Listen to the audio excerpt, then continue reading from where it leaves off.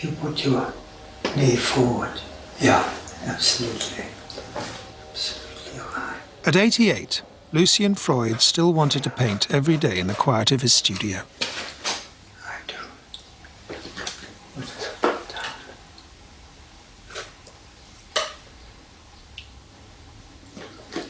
These shots were filmed by his trusted assistant, David Dawson, as he posed for Freud's final painting. Quite. It. It is the first time this secretive man has been filmed working. It is also what turned out to be the very last day he ever painted. I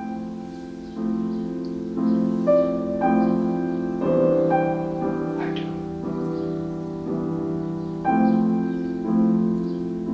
Only a few days later, on the 20th of July last year, the artist Lucian Freud died. I do. I do.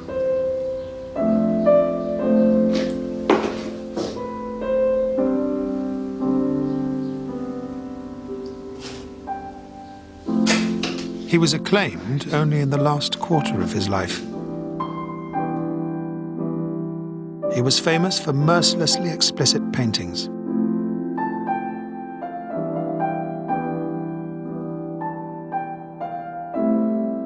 Notorious for sex with young women in old age and for a surprising number of children, some like to say as many as 40, but in reality more like 14. Well, 37, Lucian Freud, benefits supervisor sleeping. And celebrated for breaking world records at auction. $30 million.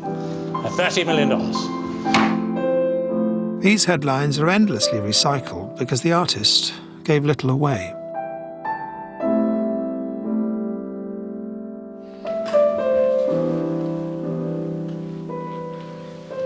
Despite his late, uninvited exposure, for most of his life, Lucian Freud was almost invisible and always elusive.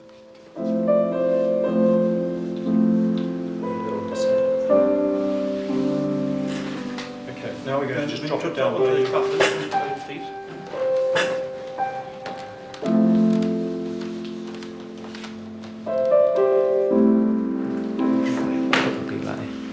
All right, mate. You know.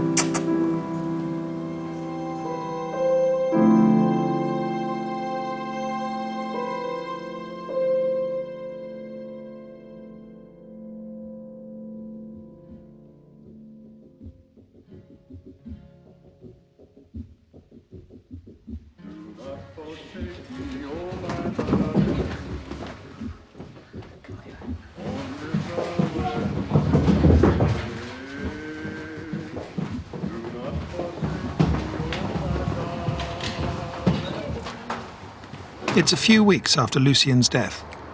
His assistant, David Dawson, is still caught up in the strands of his life.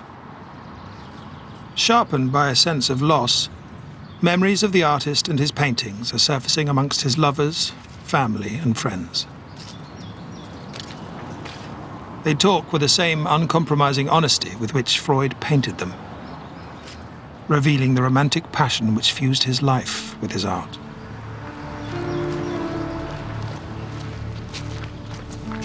My preferred subject matter are humans. I'm really interested in them as animals, and part of liking to work from them naked is partly for that reason. When you're with him one-on-one, it was the most intimate, intense level of friendship. Completely in the moment, about what was happening around you, and that's all that mattered.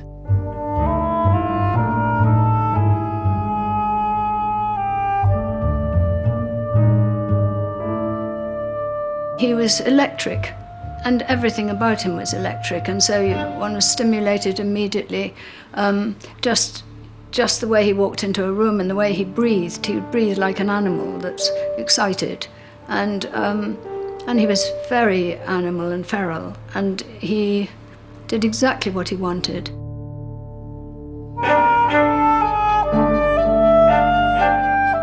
I think he was very shy, actually. quite shy, obviously loved women, so he's not so shy with them. He was always chasing girls. I mean, he spent a lot of time doing that. He was a bit of a show-off, I would say, but a show-off with all the desires of not being noticed, but equally wanting to be noticed, so it's a contradiction.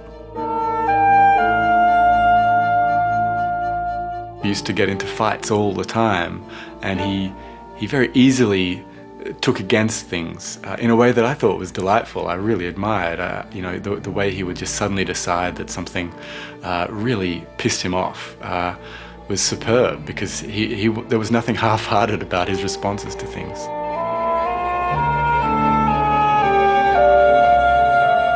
On one occasion, he was in this punch-up with this man in Marylebone High Street, and the man was much bigger than him, and he'd pinned Lucian to the pavement and was absolutely going berserk and punching Lucian.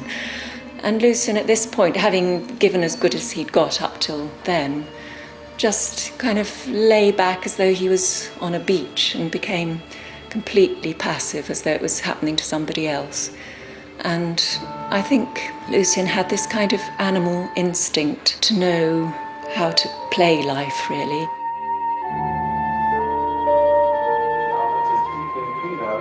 At this stage is K-Ram is about 6 or 7 lengths off the pace. Benedicta has taken over now, but only has a narrow advantage as they reach the halfway point here. Do you remember once he lost, I think, nearly £1 million in one afternoon? Then another afternoon he won £1 million. Yeah. We said brilliant. He said, well, actually, I owe £4 million, so it's not all that good. The motive, I think, was to lose everything, Yeah. and that somehow it triggered him off to be able to then get down and paint, because there's no other distractions. And then as the price of his paintings increased, there was just too much money involved. He couldn't get rid of it all, and then that's when he lost interest. Lucian Freud sacrificed everything for his painting, happy to be feared if that kept the world at bay. He kept his private life as mysterious as possible. What he wants us to know is all there in the painting. Evidence of what he saw, delivered with lacerating honesty.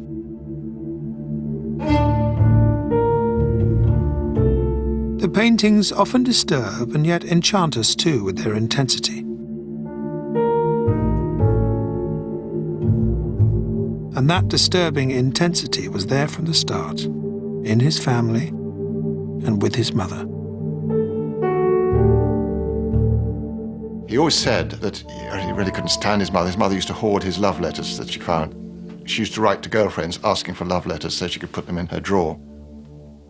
You know, she was intrusive, she was instinctive, he said, and her instinct, by that he meant her instincts were to know what he was up to, and he didn't want her to know what he was up to. Lucian was born in Berlin in 1922. And from the outset, his mother encouraged his talent. She hoarded all his childhood drawings. He was her favourite, and she named him after herself, Lucy. Lucian. When Lucian was born, his father Ernst set off almost immediately to the mountains and left Lucy and Lucian alone. And, you know, as a mother myself, I know how incredibly important those first few months are. You just completely wrapped up in your baby. And there's no doubt that she was very connected to him. When he was 18, he made a drawing of her. He wouldn't make another image of her for 30 years. What did he make of his father? Ernst Freud was a successful architect. In the late 20s, Berlin was at the forefront of modern design.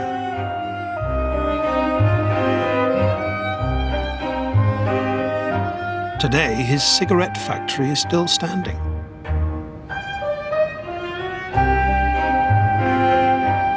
And in Potsdam, his fashionable weekend retreat for a banker client modernism in brick has been restored. Ernst was a society architect.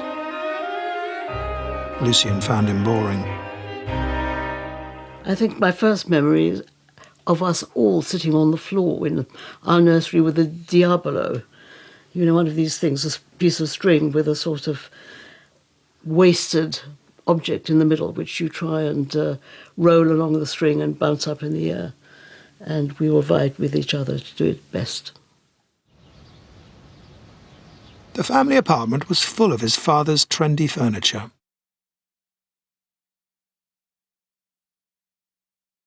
But on the wall is a print of a painting by Titian, an artist who was to become one of Lucian's absolute favourites. We were dragged to museums non-stop. Do you think Lucian was taken off to museums? Oh, I'm certain.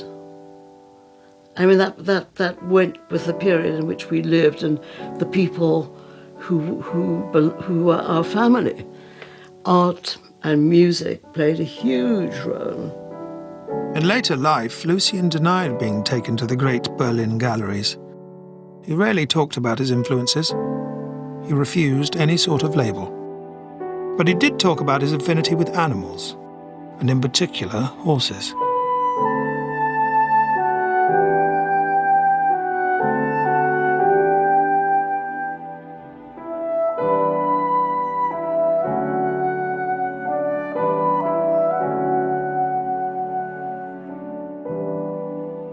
He did say that as a child he used to go to a grand house called Gaglow. There were horses there.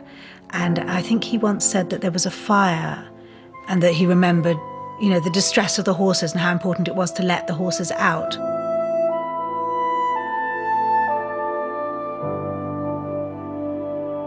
For the young Lucian, horses were a comfort, a way of escaping the world. I was always alone, and I always wanted to be. My mother said my first word was alleine, which means alone, leave me alone. I always liked being on my own. The reassurance he found with animals is missing with humans.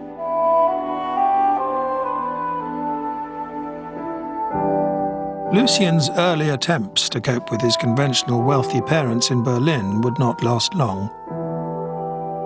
Lucian was a German Jew.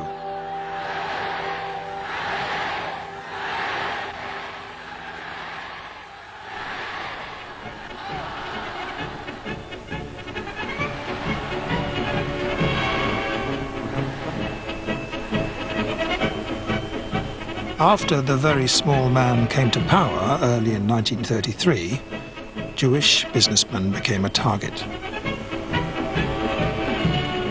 Lucian's uncle, Rudolf Mosse, was one of the very first to be singled out.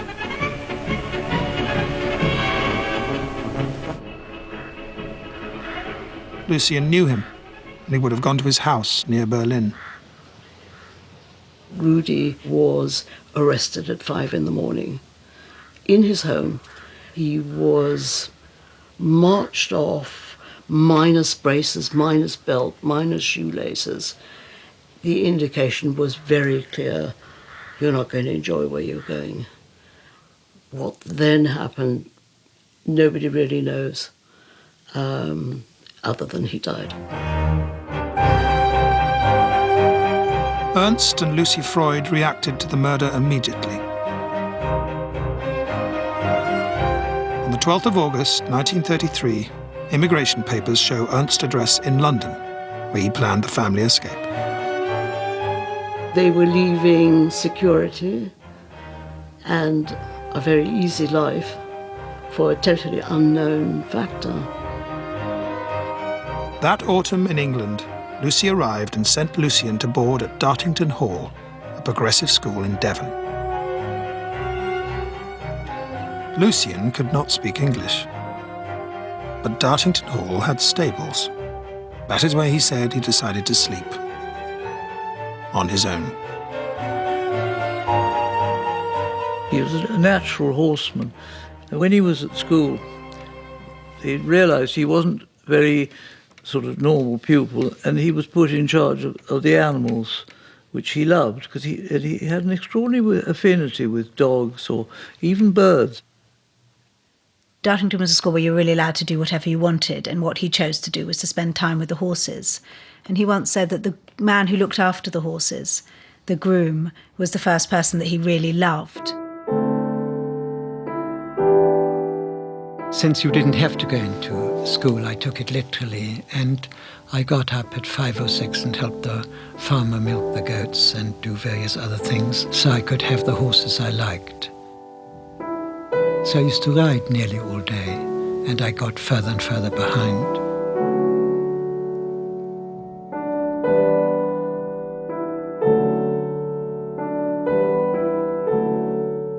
His handwriting looks like an idiotic child has sort of written it. It's so awkward, and I remember receiving this letter inviting me to meet up and have lunch with him.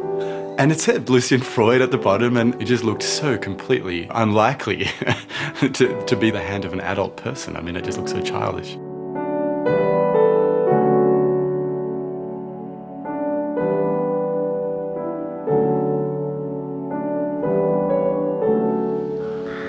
In the forlorn hope that he might get a proper education, Lucian's parents moved him to Bryanston School. He carried on as before, willful and independent. I thought if I didn't go into the initial lessons, I would never be missed because I hadn't been initially seen. So I took that rather too far and spent all my time at the sculpture school and carved a horse out of sandstone. I was very pleased with it. Lucian's way of being attuned to animals, horses and dogs particularly, was basic, central, fundamental, and every time he painted a horse or painted a dog, this was as much a portrait as it was of the most intimate human being with whom he was connected. Lucian still had problems fitting in at school. One day he diverted the local hunt through Bryanston's main hall. When on a dare he dropped his trousers in the local town, he was expelled. What would his parents do with him next?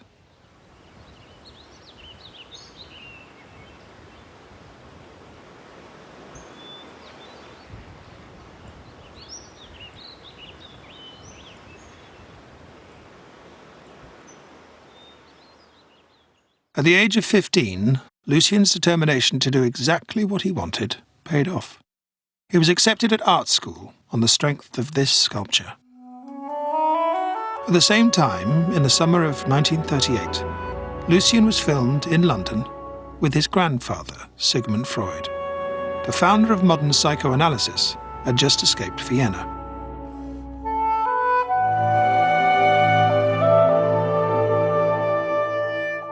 Lucian's 4 great-aunts all died in concentration camps. He was very proud of his grandfather, but not of his grandfather as a psychiatrist. He had absolutely no time for Freud's theories of psychology. He admired his grandfather above all for being a biologist. And Freud did indeed start as a biologist, and I believe made a lot of major discoveries. Lucian always maintained that he was the one who discovered how to tell the sex of eels. Nobody before Freud had realized which was a male and which was a female eel. And Lucian's love of animals, I think, came very much from his grandfather being a biologist before he became a psychiatrist. As a biologist, Sigmund used a microscope to make this ink drawing showing the nerves of fishes. Lucian looked very precisely at what interested him.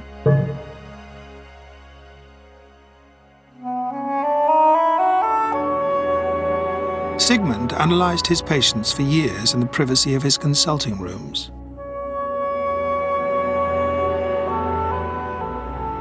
Lucian scrutinised his human subjects for years in the secrecy of his studio.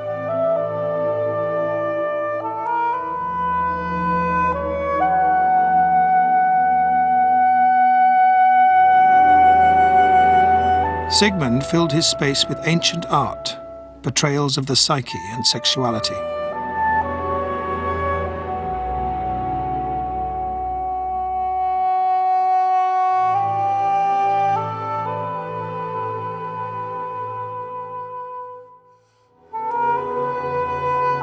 He also had 2 mummy portraits, some of the earliest examples of a human likeness, that echoed Lucian's need to capture individuality and mortality.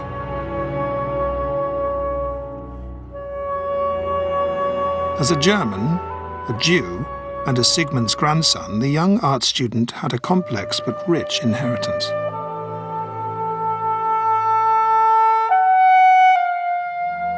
I first met Lucian very casually. He liked to make his presence felt. He was 17, I was 16.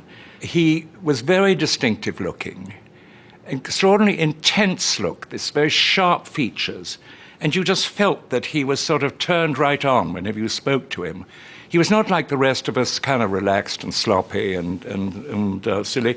Lucian was kind of all wired up and ready to go, and one felt his power, intellectual power, and his sort of physical presence. I can't exaggerate it too much. I mean, this feeling that he was already somebody.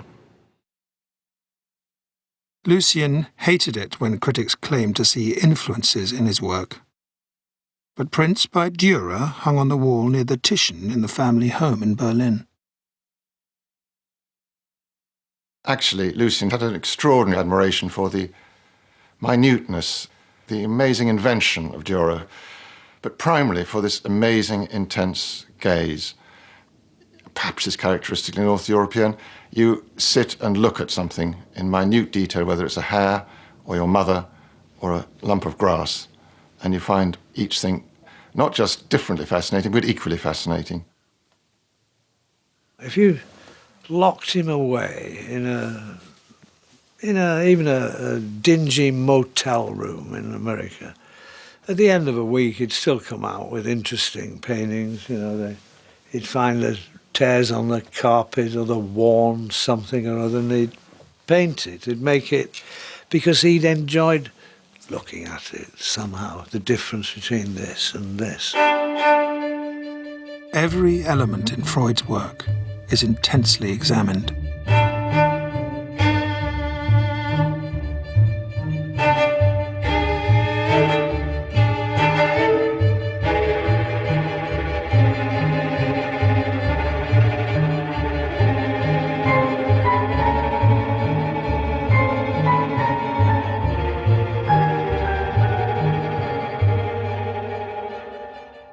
His eyes had this rather odd way of focusing on you, where they would stare suddenly. They would, you'd be in the middle of a conversation and suddenly, like that. Quite disconcerting. I also always sensed a sort of an absence there, that his eyes were looking at you, but actually behind those eyes he'd gone into some different mode. He must have been late teens or early 20s, and he was drawing this wonderful picture, and you have this incredibly intricate basket work, which is just beautiful. And I watched him do that, and I was really astonished. Lucian dropped out of his conventional art school in London. He never liked being told what to do. The art school he eventually went to was the only one that could possibly have suited him, because it was very lax, very louche, almost a country house party in a boarding school manner. And it was in Suffolk, and it was run by Cedric Morris and Let Haynes. And they clearly saw in Lucian the absolute star pupil, because he was producing remarkable things from the word go. And they painted each other, and it's very interesting how Cedric Morris painted Lucian as a kind of squirmy, uneasy adolescent. And Lucian painted Cedric Morris as a mischievous, devilish, very camp man with a funny little clay pipe, who was very much a grown-up. but he reduced him to a kind of almost sort of glove puppet status. Under Cedric's protection, Lucian felt comfortable enough to start to express his attitude towards people. 6 years after leaving Berlin, his images derive from memory and imagination more than direct observation. The tender response to the sculpture of the horse is missing.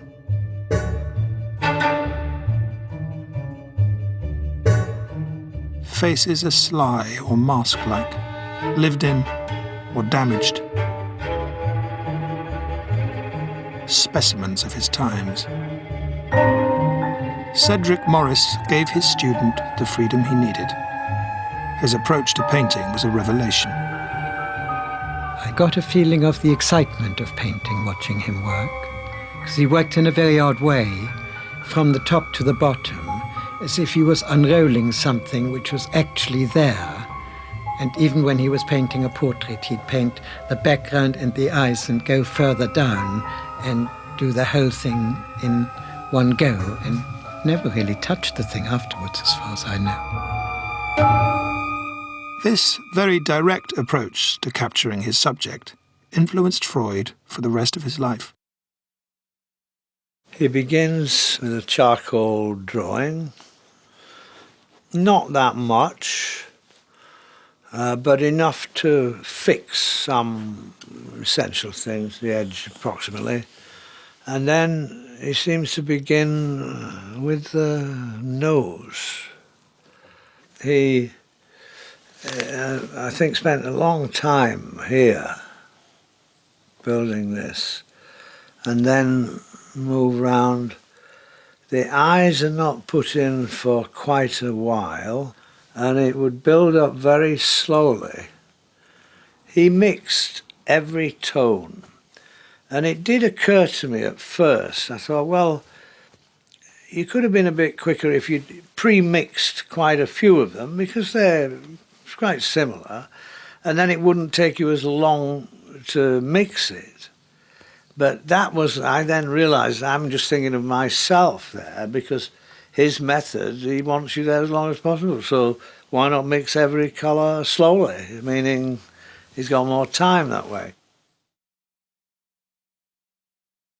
Lucian settled at Cedric Morris's school, but then, in July 1939, it burnt down. Lucian claimed he'd been experimenting with smoking.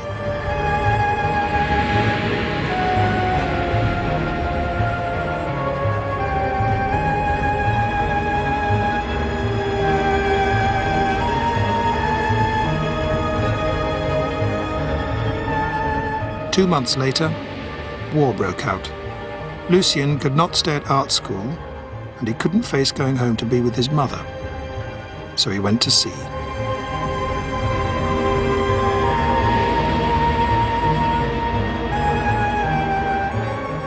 He somehow found himself in the Merchant Navy on an Atlantic convoy and ended up, I think it was Halifax, Canada or Nova Scotia or something, but he said that the worst thing on the trip out was that he was then young, sort of presumably rather nice looking, and that some of the older sort of sailors of the boat took rather a fancy to him, and that's when he said he learned how to defend himself.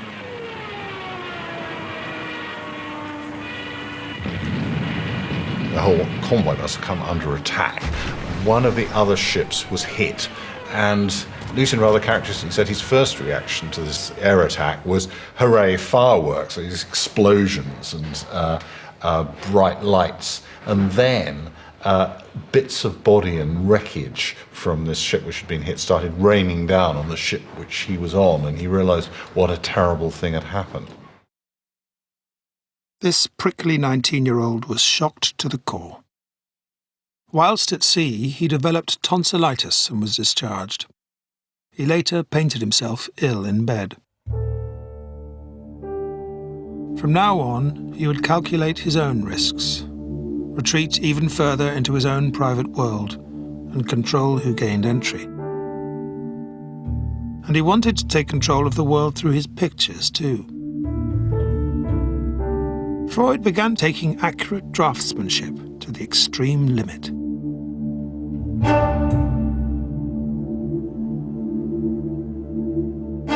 He started to look at his subjects with an ever greater intensity.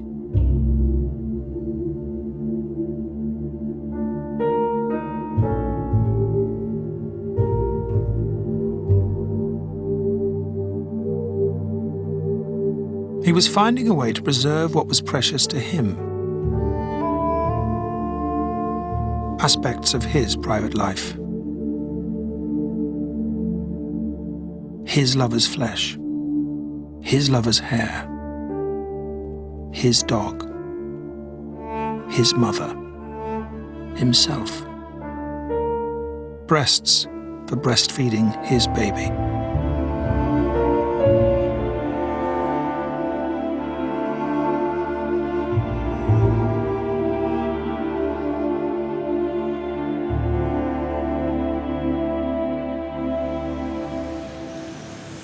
In 1942, aged only 20, he moved into violent, low-rent Paddington and settled into a lifelong pattern of living and painting in seedy flats, exploring his immediate surroundings.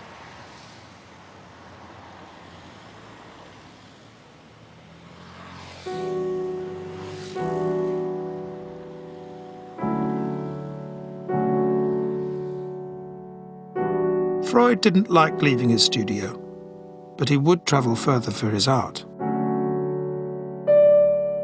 After the war, he rushed to Paris. He wanted to meet the big talents of Europe.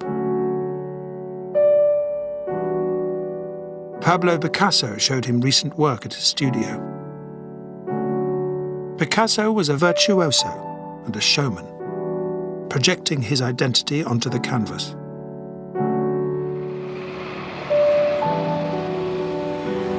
Freud didn't see himself as the next Picasso. He sought out another great artist working in Paris, someone depicting the world as he saw it on canvas and clay, Alberto Giacometti.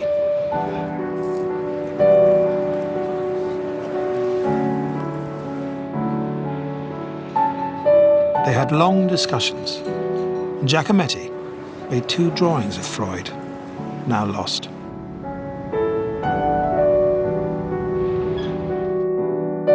Lucian was captivated by the cluttered studio and Alberto's procedure.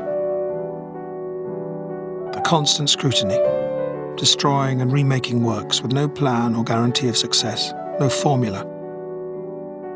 Trusting that with hard work he might, one day, convey something of what he saw. Lucian followed this high-risk approach for the rest of his life.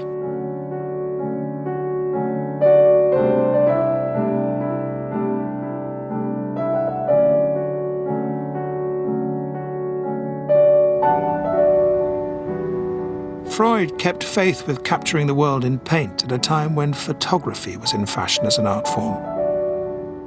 He knew that hundreds of hours of scrutiny pay off differently in a painting, layering into the work multiple visual insights, making his image almost inexhaustible.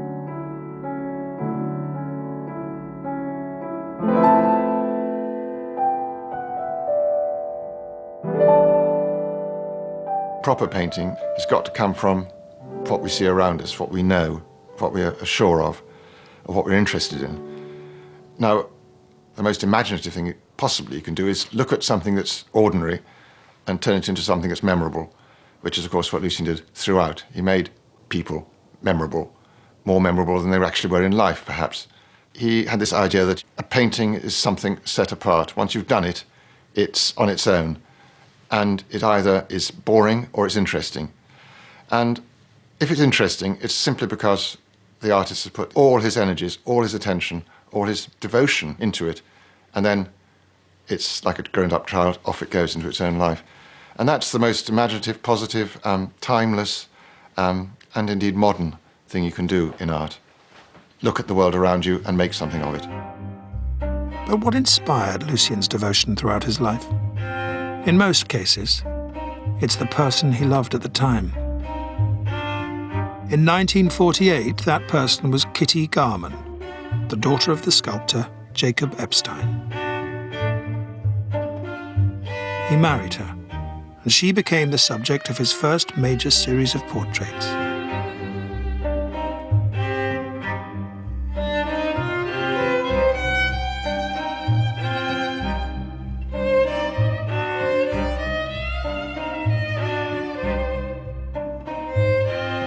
The series ended with his growing recognition, and in 1952, the first of his works to be bought by the Tate Gallery.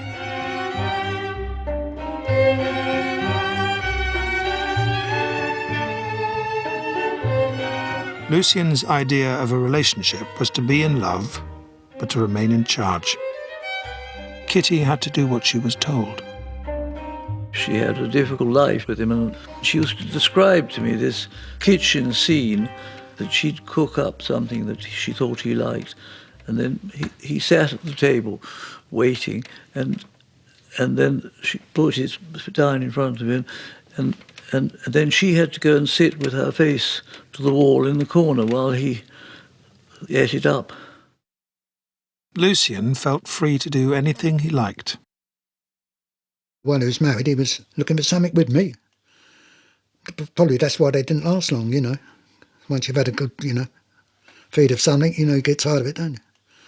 And the way he used to be able to get away from Kitty was to say, I'm working on a night picture with Charlie, and away we'd go do an hour, painting, and then that gave us leeway to go down the west.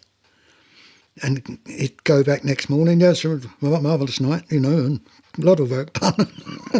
And that was it, The painting reflected how the relationship changed, and tensions grew. If you look at these, to me, the earlier paintings show my mother as a girl. And then you turn to this. This is a painting of a woman. There's a much greater sense of a self projecting at you, the viewer.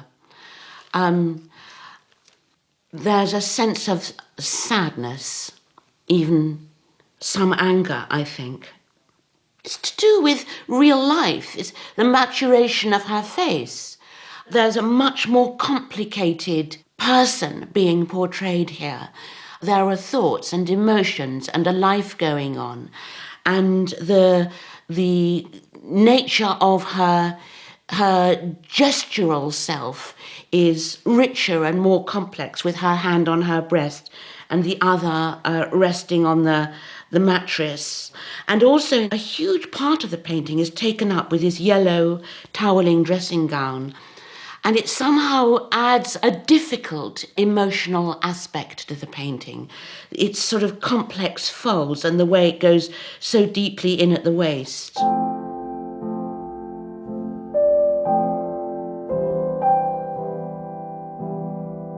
Less than a year after this painting, Kitty and Lucian separated. It was a terrible, terrible thing to experience. I'm sure, like most children do when their parents separate, that they think that they're some way to blame, and that I felt somehow at fault. When I was quite small, when we used to go to the park, we used to spend a lot of time doing handstands. I know that he was brilliant at headstands and handstands, and spent a large amount of his childhood standing on his head. And he was always sort of throwing me around, not in a way that hurt. I used to wonder, as I was sailing through the air, whether he wanted me to be an acrobat.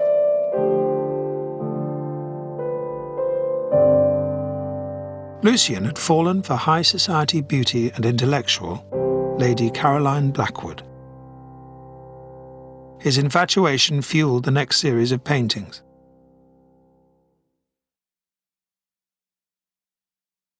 Caroline's money bought him an upper-class lifestyle. Coombe Priory in Dorset. Horses and dogs, weekend parties, and frequent visits to Paris.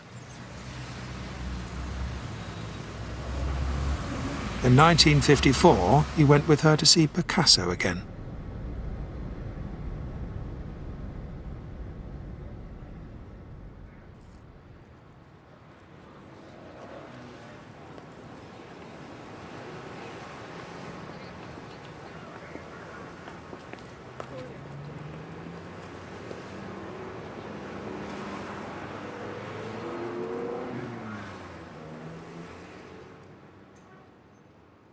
Unlike Kitty, Caroline couldn't be controlled.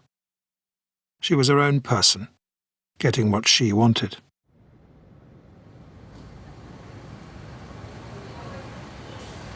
The romantic, erotic dream had turned into a nightmare. Lucian's painting reflected the tensions in the relationship. Caroline is in the light. Lucian in the shadow. The question seems to hang in the air. What is this situation? Paris was meant to be fun, but the love nest has become a battleground. When Caroline left him, Lucian was devastated. He returned to his old life in London, where friends, including the leading painter of his time, Francis Bacon, noticed a change. When the divorce came through, people were worried that he was going to commit suicide, you know, with Caroline, or Francis Bacon was anyway, because we were in the street, and Lou said, "I'm just going upstairs in Dean Street. I'll see you in a minute." And Bacon said to me, he said, "For Christ's sake, go up there and keep your eye on him, because I think he's going to jump off the roof," you know. When Caroline left him, that was an extraordinary shock. It was unprecedented for him. He'd not been left. It was like, as though his mother had left him. It was a kind of abandonment. And he abandoned himself. He got into fights, he drank. He went wilder. And the painting was in a kind of transitional stage. Well, painting always is in a transitional stage if it's any good. But it was more unusually transitional. And so, one way and another, his life had to be reorientated. And he found it difficult for 2 or 3 years. In a way, the misery which he cast off actually concentrated his mind, I think. The experience concentrated Lucian's mind on a major problem in his painting.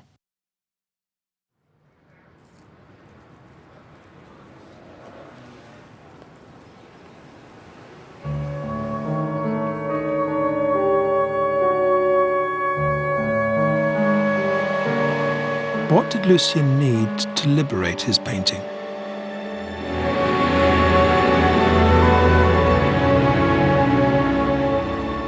In 1945, Lucian had befriended Francis Bacon, who was on the cusp of international fame. By the mid-50s, he was a superstar. Bacon had made it to this position entirely on his own terms. At that time, Lucian saw him as unique, the real thing.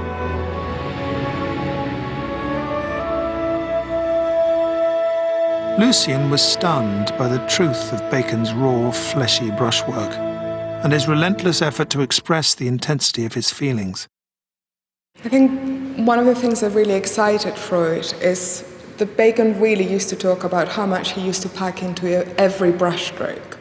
This is something that really, really excited Freud, the fact that he could free up paint, as we can see here around the face, not only in the way that the face is worked, but the fact that when he's finished the face, he's thrown the brush and creating this in a way, as Lucian used to always talk about, what Bacon calls the accident. Bacon's dexterity produced what looked like spontaneous emotion. This immediacy demanded a response from Freud, but not to imitate Bacon's look. Freud moved away from the style that had made him successful, the hard-edged, smooth surface achieved with a soft sable brush, which conveyed a sense of emotional remoteness, to a patchwork of marks made with a bigger, stiffer hogshair brush. Now, each stroke of paint would better satisfy Freud's intense personal engagement with the subject. to capture close up their living presence.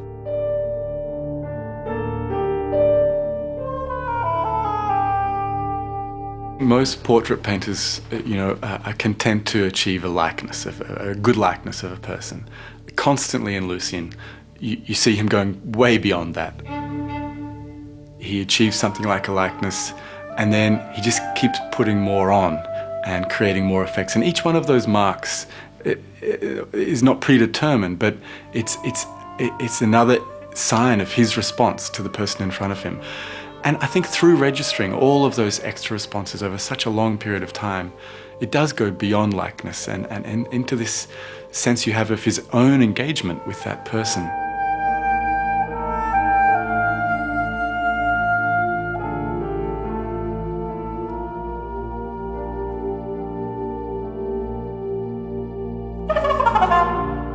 It was so crucial for paint to become flesh that when he discovered a heavy lead-based paint, Kremnitz white, it so suited the way he saw things that he couldn't create without it.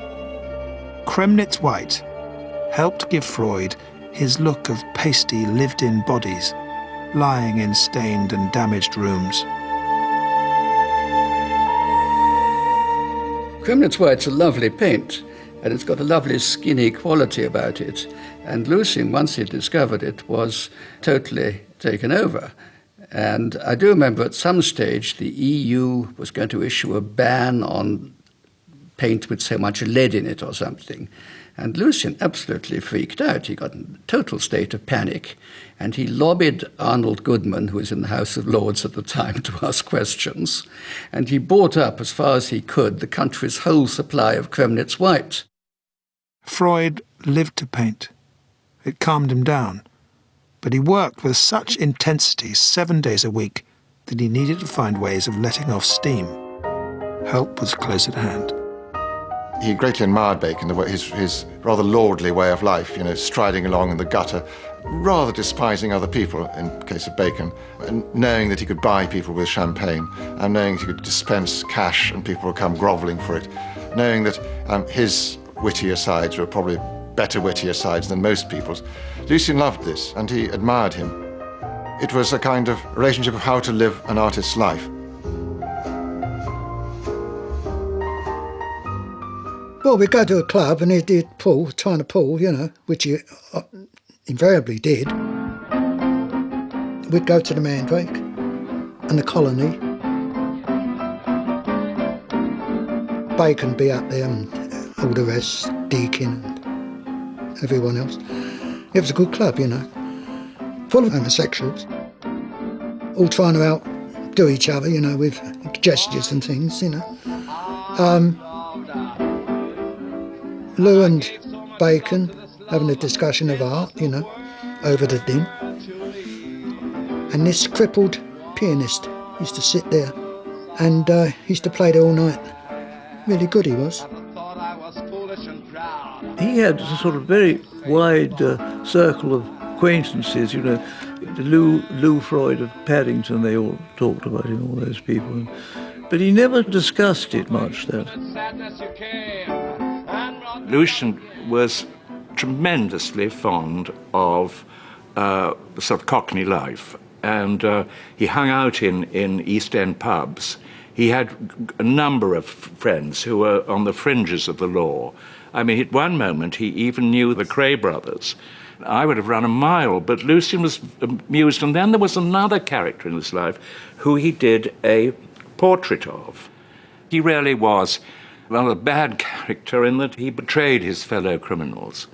And I remember Lucian telling me that he was tied to a chair, and then they cut his mouth open because somebody who grasses, that's the classic thing they do. The chair was hung out of a window upside down on the road that came in from the east end of London, and up which, on this particular early morning, the Aldermaston March was coming. And this man came to with his mouth cut open and the Aldermaston Peace March walking underneath him. He rang me I think it was about 4 a.m. He said, "Dave, can I come round? I've got something to ask." I said, "Well, yes, you better hurry up, because for once I'm just about to go to the airport to catch a plane somewhere." And he came round. I said, what do you want? He said, £1,500, because we were all it was quite a sum to raise. So I said, "Well, why do I have to give you £1,500? He said, "Because if I haven't produced it by 12 o'clock, they're going to cut my tongue out."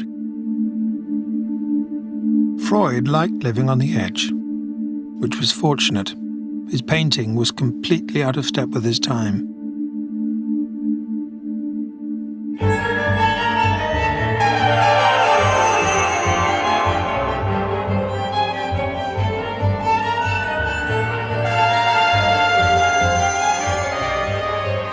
We had the kitchen sink school in the late 50s. We had pop art, then we had op art, then we had kinetic art. And all the sort of younger critics and people who were interested in trendy modern art thought Lucian was a dinosaur. I mean, they just weren't interested. They couldn't see there was any point in that sort of painting. The pictures he did in the early 60s were over life-size and superficially pretty ugly. They didn't sell, and they hung around for a long time without proud owners. People felt he had just not lived up to his initial promise. Lucian didn't care. He wouldn't change, he couldn't change.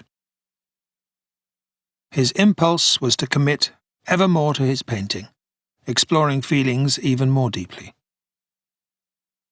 I think he was very, very focused on what he was doing, and was quite tough and ignored whatever the fashion was. But all good artists do that, I think, all really.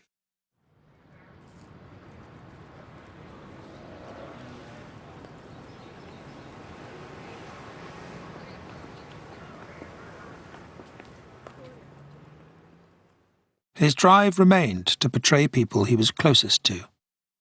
With Kitty and Caroline, a portrait meant the head and face. By the mid-1960s, he started to paint the whole body, to capture the complete, intimate relationship. A naked person just as he saw them. Not the idealized porcelain nudes of tradition, but a naked portrait. It was a new category of painting.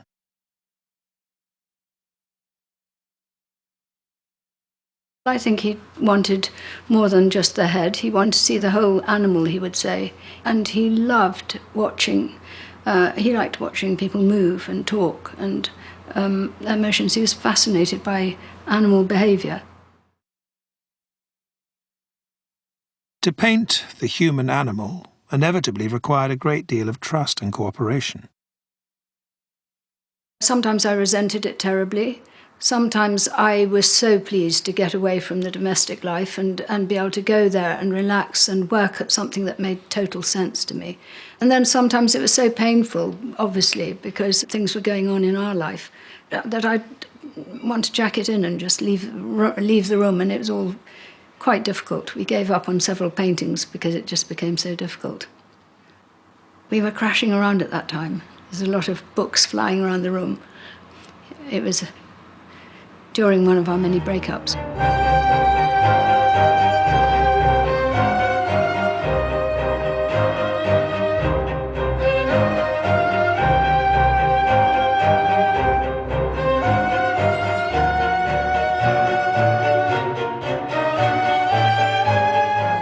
By ratcheting up the explicit detail, specifically the genitals, Freud rebelled against the coy nude and showed us the presence of a real body.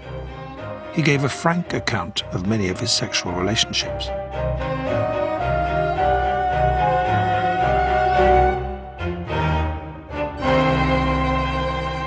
For Lucian, I think that painting was akin to fucking. I think that his creativeness, I should have said, was very akin to fucking. The sex act and the intellectual act, or whatever you call it, of painting, were in some ways interchangeable. I think that he had no difficulty transforming sexual notions into paint and paint into sexual notions. I think the two aspects of his senses came together in the act of painting. He didn't start painting me for 2 years after I'd started going out with him. I was a very, very self-conscious, shy young woman, and it did feel very exposing to lie there. And he stood very close to me and kind of scrutinised me in a way that made me feel very undesirable. It felt quite clinical, almost as though I was on a surgical bed. The many months of collaboration often undermined the relationship. In this painting of Celia, roles are exchanged. The naked man is perhaps a surrogate Lucian. I'm the painter, and I'm standing in a position of power, really. And it's interesting to me that it's the last painting he did of me. I'd become myself more ambitious as a painter, and I was preparing for my first solo exhibition in London.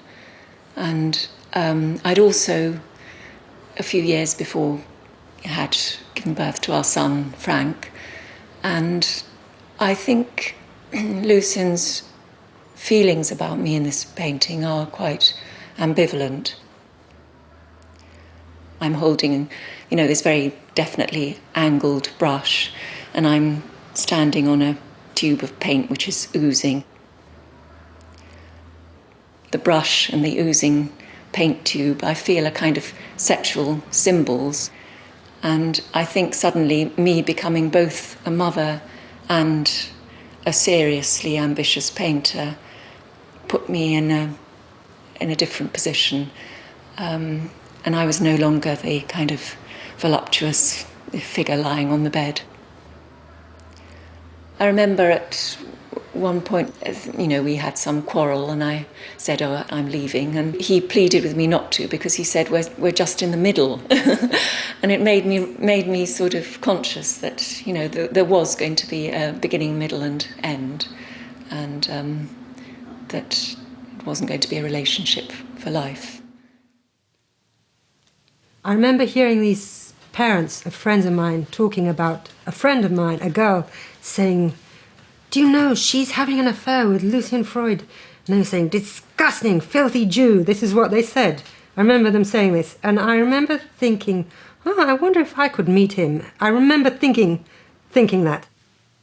He was demanding so much commitment and so much time that you really could not love someone to be in that situation. You had to love them a bit because they're trying to create out of nothing this magic creation from nothing, from a blank canvas. And there's an enormous amount of crisis going into that. He would jump up and down and scream. It was really hard for him to bring it about. He was working in this immense intensity. This was year in, year out. This was Christmas Day, New Year's Eve. There was never a day off. It was like this every day. He had this extraordinary energy, and he was working, standing up for 7-8 hours through the night. And then he would be up at 7 painting someone else, which to me seemed incredible. To Freud, making a painting was always an attempt to make his best work yet. He would try never to repeat himself.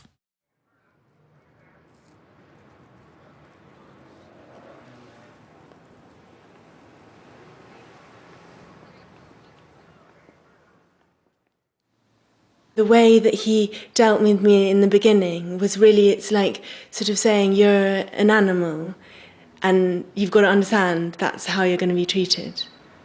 He wanted it to be a sexual relationship. Yeah, and I think he was really used to it. I mean, that's the deal almost. But it's just not, I just wasn't into it. 4 paintings of Sabina were started, but all of them failed and were destroyed by Freud himself.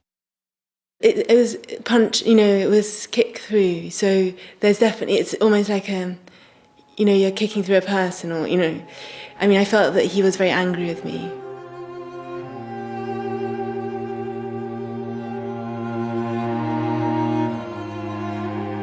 Lucian needed intimacy to capture the presence of his sitters. When trust broke down, the strain was unbearable. But the bliss of pure looking would help him through.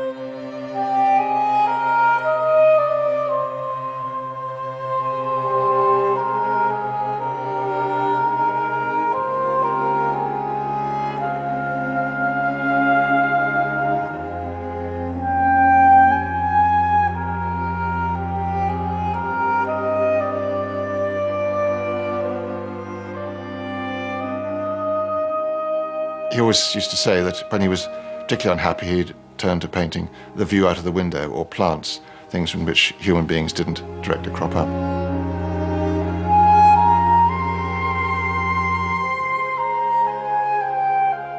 The subject matter has always been dictated by the way my life's gone.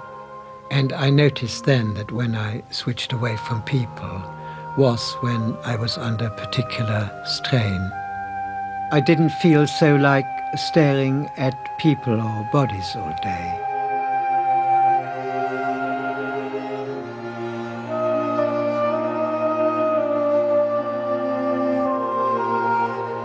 The depth of scrutiny achieved in the paintings of people was equalled in other subjects.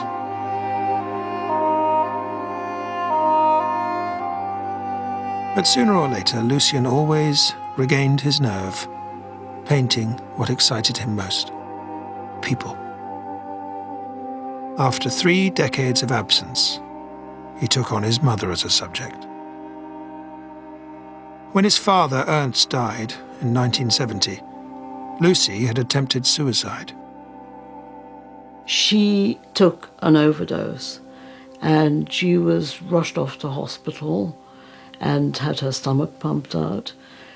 But there was some damage, and the result was that she was no longer the sparkling, brilliant, bright, funny person she had been, and she was a shadow of her former self. In this condition, Lucian could tolerate his mother. He picked her up most days and brought her to the studio. He looked after her, but he never flinched from showing the history of their fraught relationship. She had read his love letters. It was too intrusive. So he puts her with his lover Jacquetta. Beneath her chair is a pestle and mortar used for grinding pigment. The sexual symbolism is there. The painting is heavy with emotional tension. Mother, lover, and the struggle to depict reality. But it also shows devotion to every exquisite detail. It was terribly morbid, what he was doing, and I'm not sure that emotionally I respond to the idea of painting somebody who is no longer the person they were.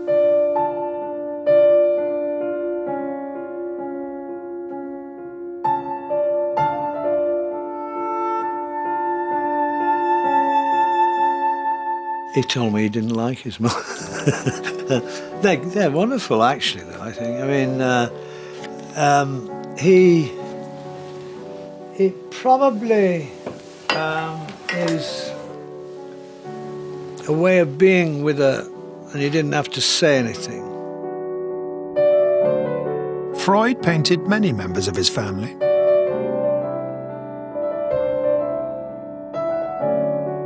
In 1961, he had 3 more daughters by 3 different girlfriends.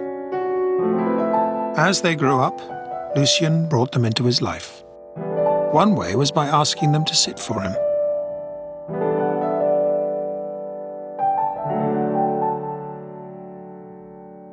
I did 2 paintings first before I did any nudes. And then I thought, well, I know that's what he would like, so I tried it out. And then as soon as I started, I just felt fine. There was no weird feeling ever.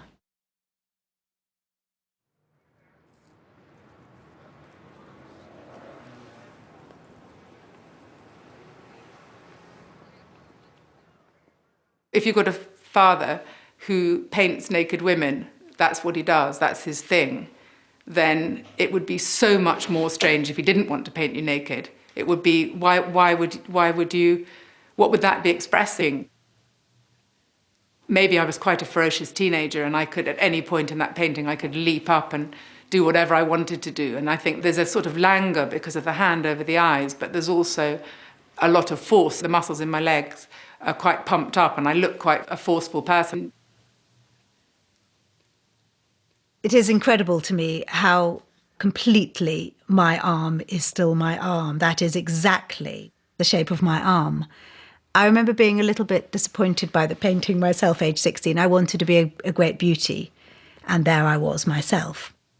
I did think that I looked like a very large person in the painting, and I'm quite a small person. And I said, oh gosh, I'm not as big as that. And he said, that's what you think.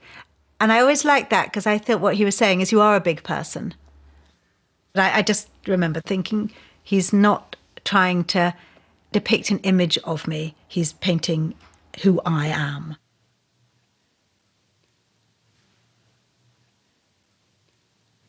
I think when you look at his naked portraits, you get the strongest sense of what it is like to occupy a body. The fact that just beneath the surface of all of our skins, there's surging blood and nerves going haywire.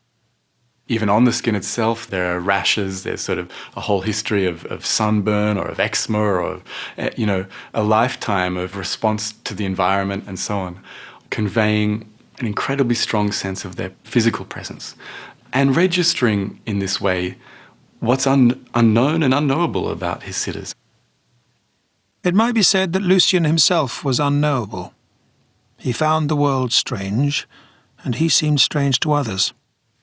He liked it like that. It was more his personality that was so astounding, and the way he behaved. He was rather badly behaved and rebellious in terms of my child's perspective.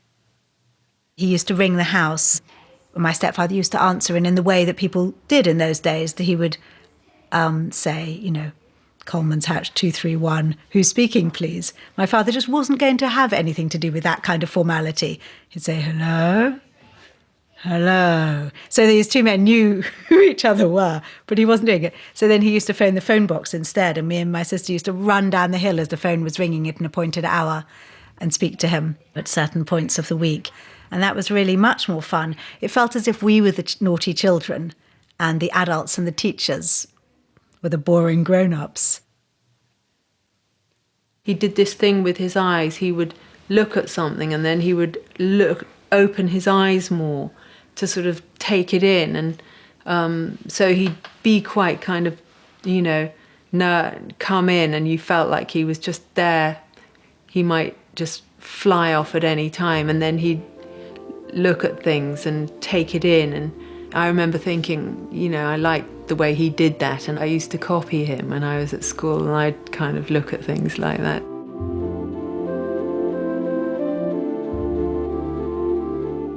After a lifetime of keeping his family and lovers at a safe distance from each other, and from him, in 1980 he started a painting which included 2 lovers and 3 children. It was his largest painting to date, and for the first time, based on the work of an old master.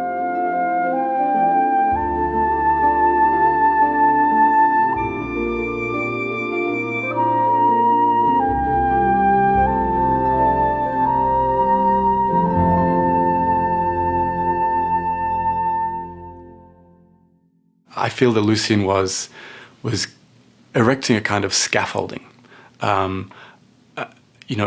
hammy theatrical situation, which we all know when we look at the picture is just that. It's false, it's made up, it's theatrical. We know that they're mimicking a pose from a great painting from art history. We know that they're not wearing their natural clothes.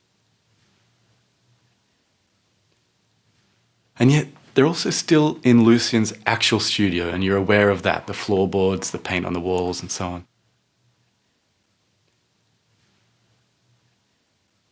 And slowly as you look at it, the scaffolding sort of falls away in your mind. Just by being made aware of it, it's sort of encouraged to fall away. You're made conscious of the artifice of the whole thing. And what's left is these sort of gorgeous human presences, you know, devoid of any fiction or any attempt to be captured in some way. And there's something sort of gorgeous about them. And that was a really hard picture to sit for, because it was so uncomfortable sitting upright, holding this horrible mandolin and wearing this really uncomfortable dress that had gold thread in, which was rather prickly. And also, when we were all together, all the heat from the different bodies was really uncomfortable. But then after he'd done most, you know, he'd sketched it in and put us in place, we'd be probably 2 at a time, and sometimes alone. When he was with a person, nobody else mattered to him. And I think he was challenged to do a painting with a lot of people that mattered to him in his life all together. But the interesting thing in that painting is that I only ever sat with Bella. I never sat with any of the other figures in the painting. So I think it gives it a kind of quite a melancholy feeling. All the individuals are sort of isolated in their own inner space.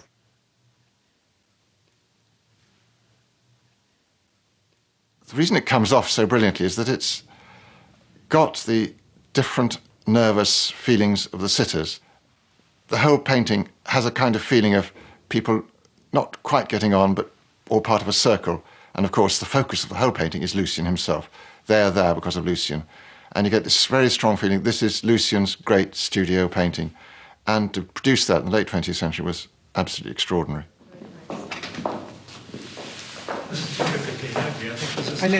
Lucian's painting and his ambitions grew in the 80s, and I think that things were, for once, beginning to go slightly well for him. He had a nice studio, he was beginning to know some success, he was financially already exceedingly well off. I think that he was possibly becoming slightly more genial, and he certainly became more productive.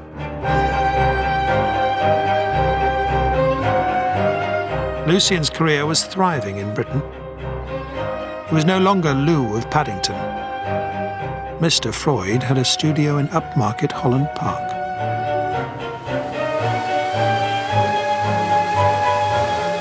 And in his 60s, America beckoned. A touring exhibition caught the eye of a radical curator. The thing that made me feel that we should proceed with a Lucian Freud exhibition is that this was an artist who was painting in a way that seemed quite different from anything else that I had seen anywhere.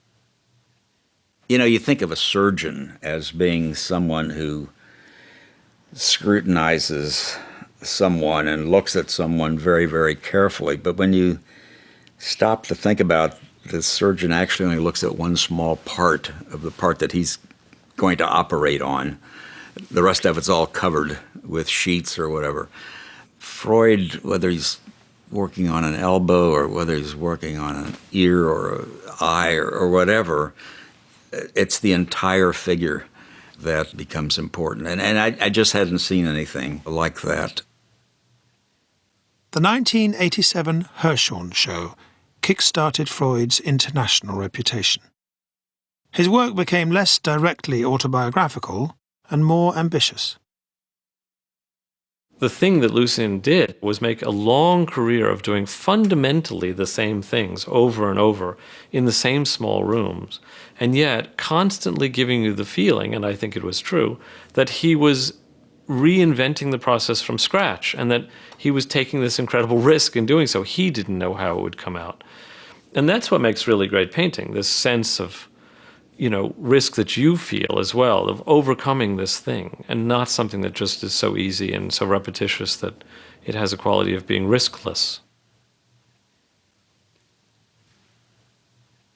Lucian always had to challenge himself. He always had to push himself further. And as he got older, he started doing more and more ambitious paintings. He was in his late 60s when he did the Tube by the Rags. I think this was a sort of test on himself. It was a test on his concentration and a test on his memory. When he was nearly the age of 70, Lucian found a startling new model, Leigh Bowery, a performance artist. He became a close friend. But perhaps initially Freud chose him because he was lost in wonder at Leigh's substantial body. He loved the way that Leigh would volunteer extraordinary poses, very taxing poses. I mean, 3 or 4 hours at a time at least, with your leg up and blood draining away.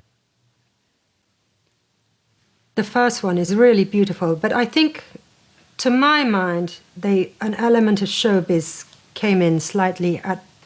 I'm sure thousands of people would disagree with me, but I feel that there was more of a consciousness of the great museums, and I don't think that was there before. Yes, these are theatrical paintings, but he was somebody who thought that theatricality is part of the whole studio experience. And that's why these paintings were done, I think. He wanted to do big paintings, grand paintings, paintings that challenged the pose more than an ordinary sitter would possibly be capable of.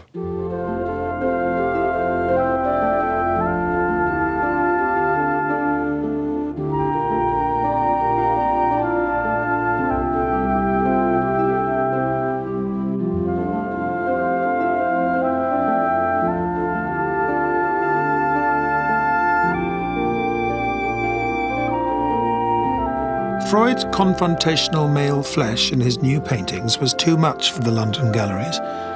They thought no one would buy them. But having seen the exhibition at the Hirshhorn, one of America's most influential art dealers dropped into Freud's studio. He pulls out the first Leigh Bowery painting, which was Leigh Bowery's back. And then he pulls out Leigh Bowery with a leg up, and he pulls out one more Leigh Bowery in a red chair. And by the way, he does this all by himself, and they're huge paintings. He doesn't want anybody to touch them. He pulls them out, no problem. I see these 3 paintings, and I was absolutely taken by them. I mean, the monumentality of them. I thought they were so fabulous. And I turned to my wife, and because I had been told before this by a lot of dealers and friends of mine in London that he was painting these male nudes, and, they're totally unsaleable, and, he's difficult to deal with, and all this kind of stuff. Well, anyway, I asked my wife, so do you think these are erotic? He had left the room. So I said, do you think these are erotic paintings? And she said, no. I said, well, I don't either. I think they're unbelievable. So he came back in, and I said, if I can represent you worldwide, let's do it if you'd like to. I said, there's no contract. It doesn't work for you. You tell me, and we stop. And if it doesn't work for me, I'm going to tell you, and we stop. It's over. When we agreed to work with each other, we were having dinner, and he said, I have a gambling debt. Would you take care of it for me and see what you can do about it? So I figured, sure, no problem. I mean, what can it be? A gambling debt. So I met with the bookie, and I said, I'd like to take care of, find out what Lucian owes and see. And he said, well, that's wonderful, Bill. He said, it's 2.7 million pounds. I said, what?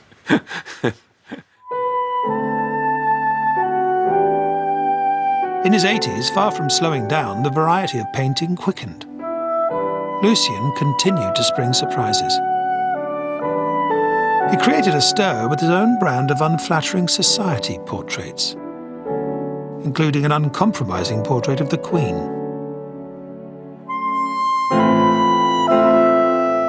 I said, I suppose perhaps rather cheekily to Her Majesty, I think at some race meeting, what do you think of Mr. Freud's painting?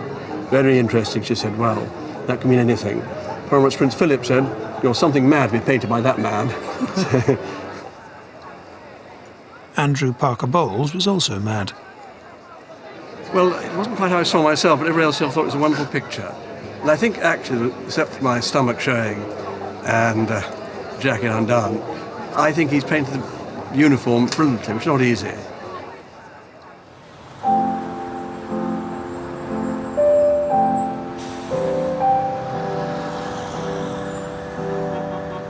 In 2007, Lucian flew to New York in Bill Aquavella's private jet to see a major show of his work.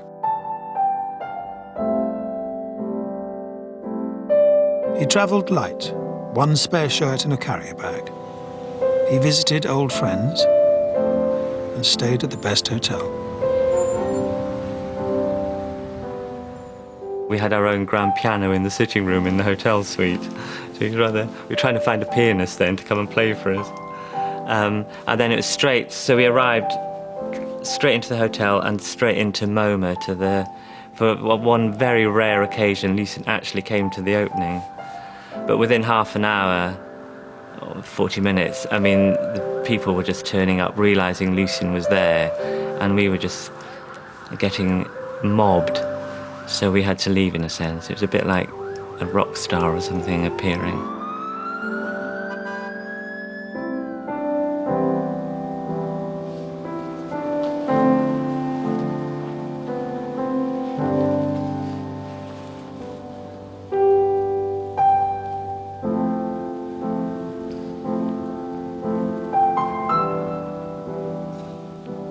I think this has got so much to do with love and the intimacy of two people spending their lives together. The physical closeness, how their limbs are wrapped around each other, shows an awful lot of trust within their relationship. They seem very at ease. I think when this painting was being made, this would be the main focus in their lives, would be to be in this position every day for Lucian to make this painting happen. And this painting of Big Sue is a day painting, painted in daylight.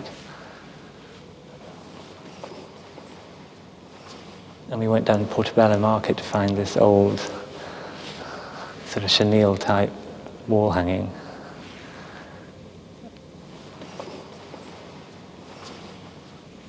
It is remarkable when you look down into her feet and then into, through into the chair and then back up. It just shows you what life can be about. And his life was always painting. And, now he's no longer here, but, these are just knockout to be around with these again.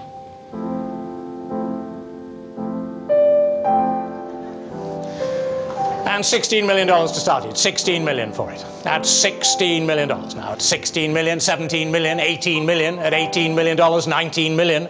At $19 million, 20 million. At $20 million. At 20 million, 20 million, 500,000. 21 million, 500,000. Ahead of you at 21 million, 500,000. 22 million, 500,000.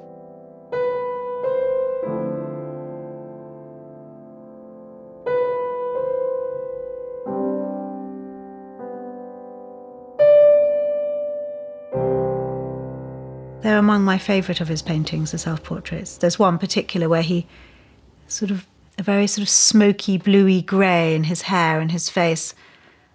It's so tender. It's almost like he has so much compassion for himself as a much more fragile person. And actually, I felt looked much more fragile in that painting than he did in real life. When he was in his 80s, he suddenly asked me to cut his hair. I loved doing that because I hadn't ever really touched him that much. So it was really lovely to run my hands through his hair and stuff.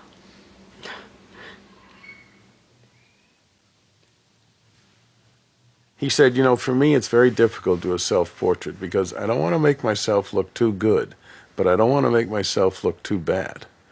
And to get it just right is very difficult. And that's the struggle, I think, with anyone doing a self-portrait that is really honest about his painting. And Lucian he gets that. I mean, he just gets it.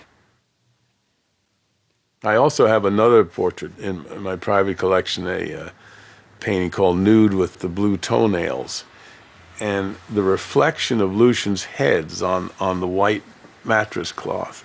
And just from the shadow and the shape of his hair, you see immediately that it's Lucian's head. He said that when he was painting this painting, he was thinking about that song that comes at the moment where Gary Cooper has to face his enemy. And he says, I have to face the man who hates me or die a coward in my grave.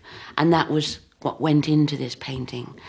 And it is looking at himself without narrative or without pity, without rehearsing an explanation for anything. Do not forsake me, oh my darling, on this our wedding day. Do not forsake me, oh my darling, wait long. And $28 million. Right. Yes, $28,500,000. At $28,500,000. He never really admitted that he cared at all about what happened at the auction. At $29 million. He was, naturally, wanted to know the result, but I don't think it really mattered to him. For him, when paintings left the studio, they had a life to live on their own. This side now, $29,500,000. I really wanted him to see the auction and what had happened, and I put it up in the screen. And he was much more fascinated looking at the people and look at that interesting posture, or look at that other person. Who is that? What are they doing?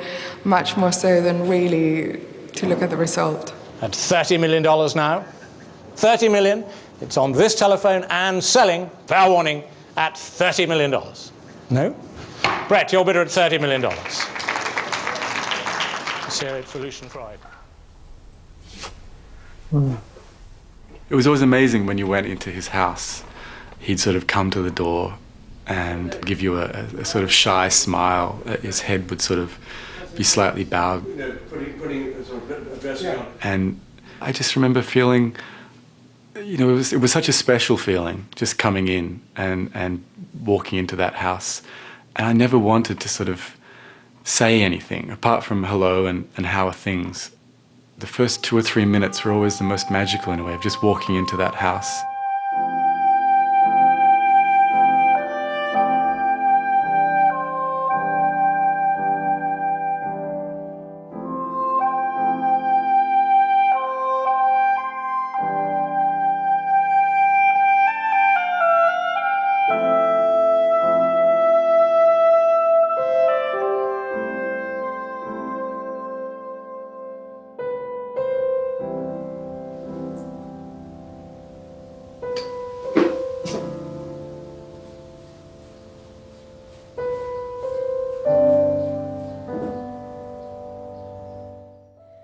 The Review Show covers the Lucian Freud retrospective at the National Portrait Gallery at midnight tonight. And coming up next, there's comedy live at the Apollo.